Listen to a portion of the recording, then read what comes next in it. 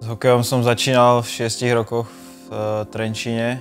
Hral som za Duklu a k hokeju ma priviedli rodičia. A moje hokejové vzory boli asi Marian Hossa a Marian Gáborík, ktorí v tej dobe vlastne boli mladí a naskočili do Ačka a postupne sa dostali do NHL.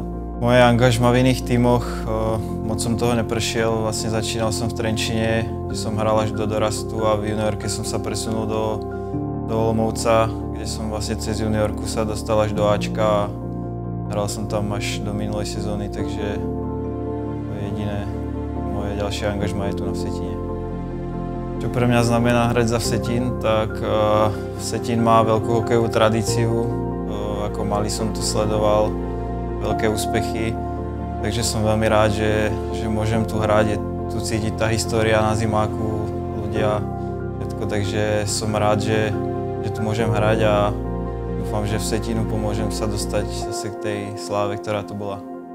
Môj prínos týmu by som nejak extra rozoberať nechcel.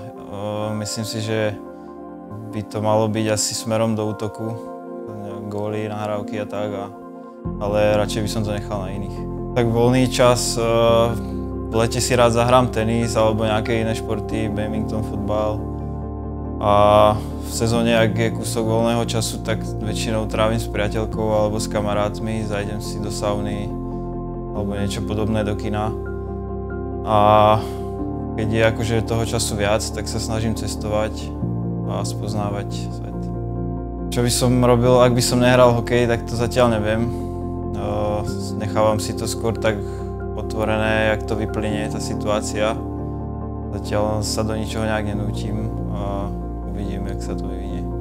Môj parťák v tíme, myslím si, že žiadneho ako extra nemám, ktorý by bol nad ostatnými. Snažím sa so všetkými vychádzať dobre a myslím si, že máme v tíme dobrú partiu. Ale keby som mal vypichnúť jednoho, dvoch, tak s Radimom Kucharčíkom som toho zažil asi najviac zatiaľ. A Jirka Karafiát asi.